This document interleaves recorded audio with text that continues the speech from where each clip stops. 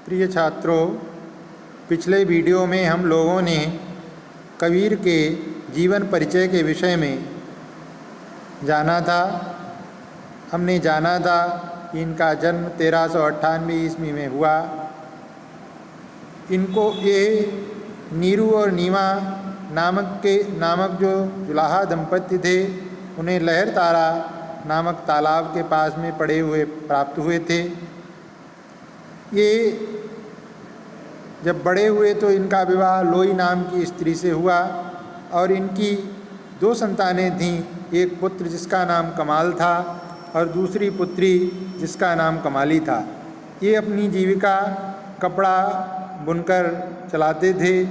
ये चूँकि ज्ञान पिपासु थे, ईश्वर को जानने की इच्छा रखते थे, इसलिए इन्होंने रामानंद को अपना गुरु स्वीकार किया और उन्हीं की प्रेरणा से राम नाम की उपासना करते हुए इन्होंने दिव्य ज्ञान को प्राप्त किया।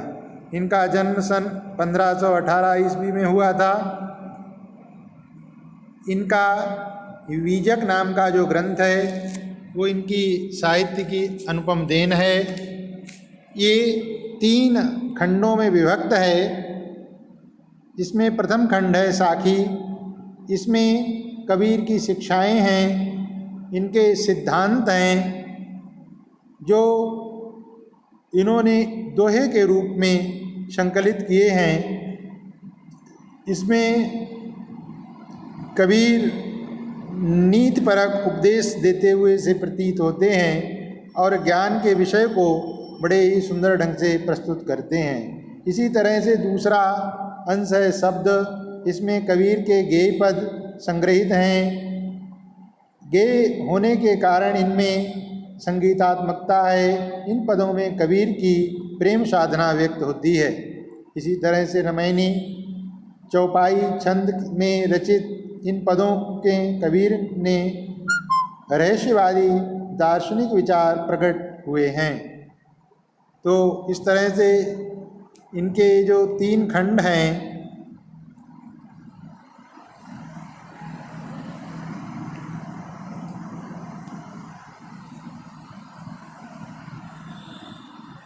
इन 3 खंडों में साखी शब्द और रामायणी में इनका संपूर्ण साहित्य संकलित है। अब इसी में जो कि हमारे पाठ्यक्रम में साखी शीर्षक से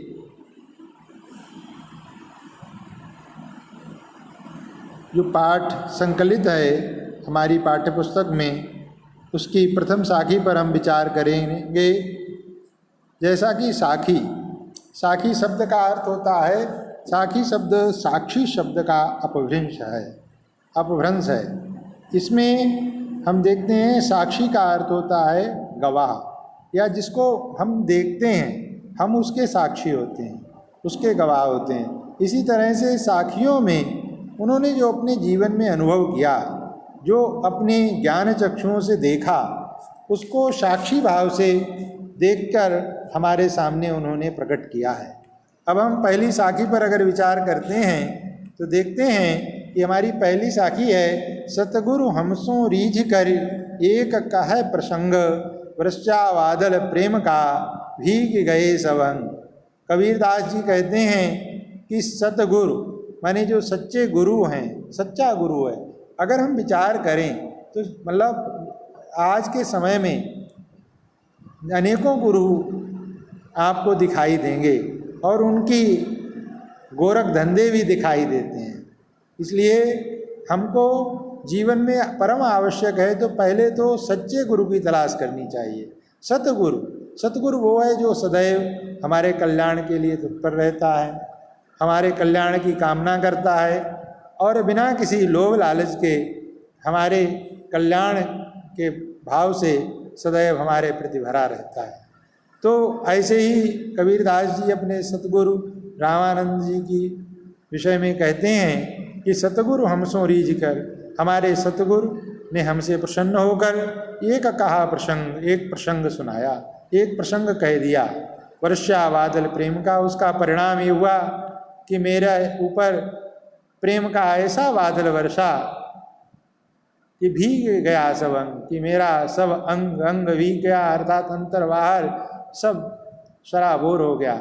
आशय ये है कि रामानंद जी ने जो इनको राम नाम मंत्र दिया, उसकी साधना से इनको जो ज्ञान की प्राप्ति हुई और ईश्वर के प्रति जो अनन्य प्रेम की उत्पत्ति हुई, उसका परिणाम ये हुआ कि ईश्वर भक्ति के विषय मतलब ईश्वर प्रेम से इनका मतलब अंतर्वाह सब भर उठा।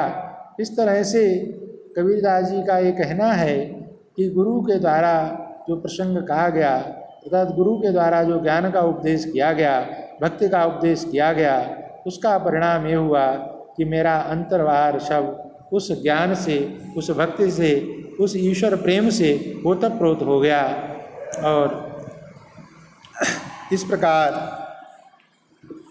कबीरदास जी अपने सतगुरु के प्रति अपनी कृतज्ञता को व्यक्त करते हैं। इसमें इनकी भाषा सधुकड़ी है, गुण प्रसाद है, छंद दोहा है, शैली मुक्तक है और साथ में उपदेशात्मक भी है, माने कोई उपदेश करते हुए से दिखते हैं। और रस शांत है और शब्द शक्ति है, अभिधा तथा लक्षणा। इसमें अलंकारों की बात करें तो इसमें अनुप्रास अलंकार है, वर्षा बादल, माने इसमें वा और वा की दो बार आवृत्ति होने का कारण ये सामान्य रूप से अनुप्रास अलंकार बनता है। इसी प्रकार यहाँ पर रूपक अलंकार भी है, वर्षा बादल प्रेम का, माने बादल के बरसने की तुलना ईश्वर के प्रति प्रेम और स्नेह से की गई है। यहाँ पर पानी का बादल नहीं है, बादल क्या है, प्रेम और स्नेह के रूपी बादल है, इसलिए यहाँ पर रूपक अलंकार की भी स्थिति बनती है। सच्चे रूप में की गई है, इसलिए यहाँ पर रूपक अलंकार है। इस तरह से अब आप इसको, इसकी व्याख्या को, इसके प्रसंग को अपनी कापी पर लिखेंगे। संदर्भ की दृष्टि से अगर देखें तो आपको सीधे इसमें लिखना है कि प्रस्तुत साखी हमारी पाठ्यपुस्तक हिंदी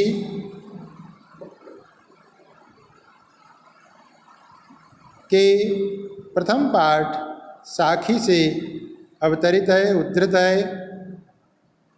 इसके प्रणयनकर्ता कवि प्रवर ज्ञान मार्गी शाखा के प्रमुख कवि कबीरदास जी हैं।